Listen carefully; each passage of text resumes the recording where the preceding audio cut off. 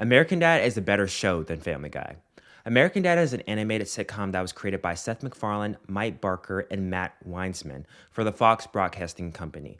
Now, Seth MacFarlane may sound familiar literally, but Mike Barker and Matt Weinsman were also writers on Family Guy, and the key reasons why American Dad became so different. In 2003, Seth MacFarlane presented them with an idea for a new animated show that revolved around a conservative father and his liberal hippie daughter. This is very interesting because at the onset, you can see that the show's foundation was based on presenting opposing political and generational viewpoints, along with the family dynamic between a father and his daughter. Of course, as the show was further developed, it expanded to include more family members with a range of roles and personalities, but I believe this also added to the original premise, displaying the dichotomy of an American nuclear family.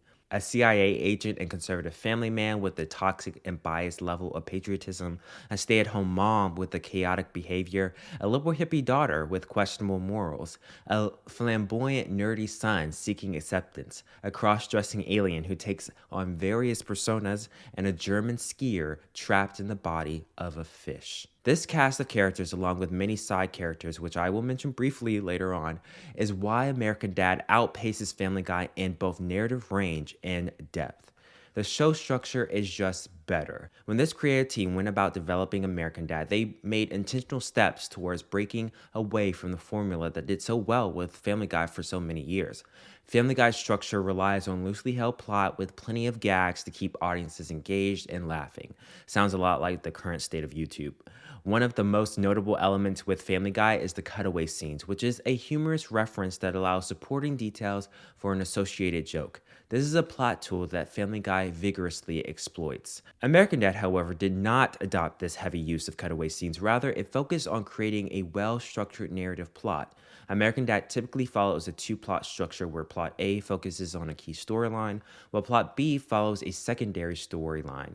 For example, we may follow a main plot focusing on Stan and the CIA, while the second plot follows something with Steve at his high school. This way, you are able to tell a developed narrative while offering engaging alternatives for the audience.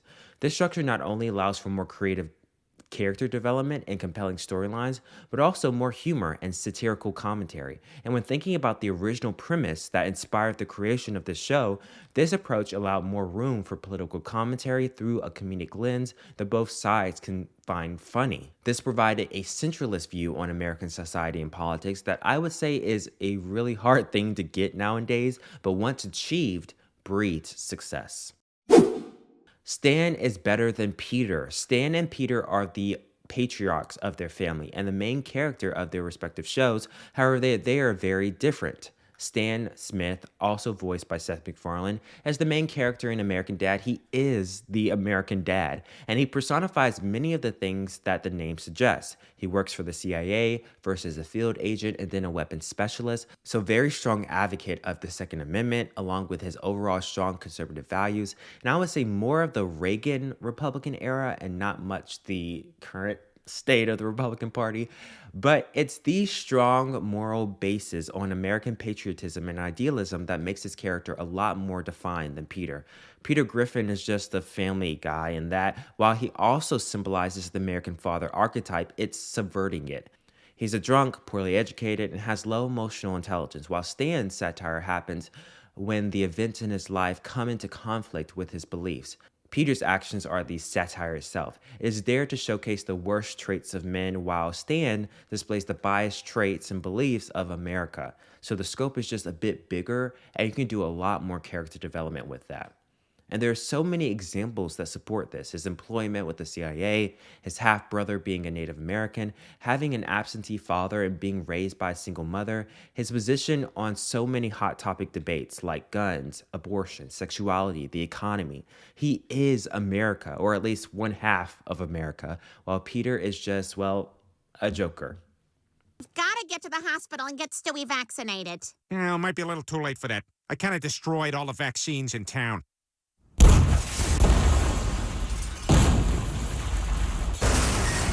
Francine is better than Lois. The stay-at-home mom is an archetype that is still very much a fact of life in the modern family dynamic.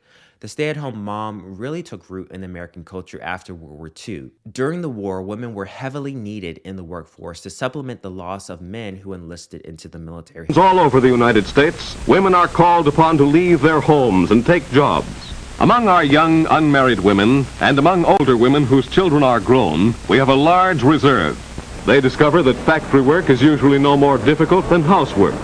Employers find that women can do many jobs as well as men, some jobs better. However, afterwards, there was a return to normalcy, and that meant creating families and women returning to their roles in the home. What I find interesting, though, is that in many sitcoms and in media in general, you will find a beautiful and talented woman married to a somewhat less talented and less intelligent man to really exemplify that we have our roles, or at least I think that's what that's supposed to symbolize. Francine and Lois both showcase this, both being stay-at-home moms and wives to flawed men. They exemplify both the limitations of marriage and motherhood while also providing glimpses of the variety of talents women have. I would say both showcase many times that if they were not wives or mothers, they would aspire and obtain more. However, what propels Francine as a better character is her agency and identity. While Lois's main role is of a nag, which is the stereotype many women hold within their families, Francine brings the spontaneity and chaotic nature that allows her to go against the subservient image her role represents in society. Oftentimes, she is being lazy. She can speak her mind. She will experiment with illegal activity and take shortcuts. By only maintaining the image on the surface, the depths of her character shine through in a relatable way. While Lois tries to hold that image that is expected of her, many times Francine shows that she will just going to do what she wants. It goes back to showcasing the dichotomy of an American woman and mother, and I think Francine displays the struggles of both maintaining that, but also freedom and fun that comes along with rejecting it at times. Your side of the house sucks. Why? Because my chairs don't have hooves? Yeah, for starters. Hey! Your stupid finger crossed the line! Stay off my side! Steve is better than Chris. Steve Smith is a true adolescent boy shown in ways that we never really truly explore with Chris Griffin. Compared to Steve, Chris feels like a placeholder character. Not only is Steve allowed to the relatability of being a nerd in high school setting, but he actively embraces it. It is not only Steve, though, but also his team of friends, which is also something Chris lacks. Snot, Toshi, Barry allow Steve to have a host of different storylines and narratives, often showing how cool a nerd can be. So cool, so confident. Haley is better than Meg. Haley Smith is a liberal hippie who still lives at home with her parents while attending community college for several years. This is starkly different than Meg, who lacks much motive and personality. We never really know who Meg Griffin is or what she wants. Her main purpose is in Family Guy as a gag and a punching bag. However, Haley is not only executing her own agency, but also serves as an opposing view of both Stan's beliefs and America's. Haley! Your one mistake was leaving me alive. Now, I have a question for the president about Iraq. What the hell, man? Roger is better than Stewie. Stewie Griffin has to be the most popular character in Family Guy. He's one of my favorite characters, so I don't say this lightly, but Roger is a better character than Stewie. Roger Smith is an alien, and in an effort to blend in with society, he takes on several different personas.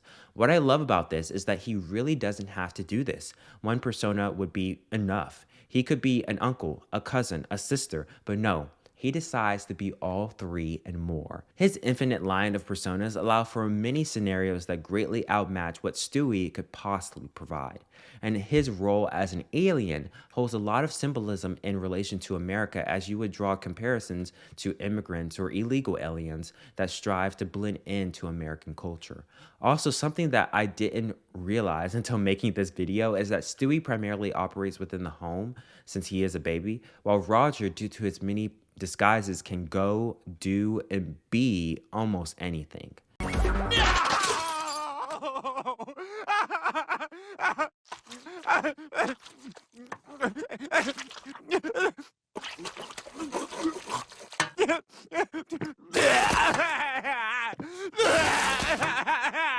was my lasagna, bro. Lastly, Klaus is better than Brian. Klaus the fish, who is not actually a fish, is an important figure within the Smith household. Now, one of the things that many may wonder when they first watch Family Guy is how Brian can talk. Stewie's communication is somewhat understood by the logic that only Brian seems to understand him, but everyone understands Brian. So you don't really get a realistic explanation on why Brian can talk, while with Klaus, we know how he can talk. He is the result of a CIA experiment where they put the brain of a German skier in the mind of a goldfish. Simple. Again, bringing things in relation to America, you get another set of belief structures that rub against the other cast of characters, creating another layer of interesting plot points and discussion. So go now! Go! And begin your life of fear, knowing that when you least expect it, the looming sword of Damocles will crash down upon you, cleaving you in twain! And as you gaze upon the smoking wreckage that was once your life, you will regret the day you crossed the wrong fish! He didn't think it was funny. Ultimately, American Dad provides a family and world that is much more relatable to the American audience. It presents ideals and political satire that we either discuss or witness on a daily basis. But this is how these characters react to these challenges of American ideals that allow this show to excel far past its predecessor. But those are my thoughts. What do you think? Do you think American Dad is better than Family Guy? Let me know in the comments below. And consider subscribing to the channel if you like this video. And I will see you next time. Bye.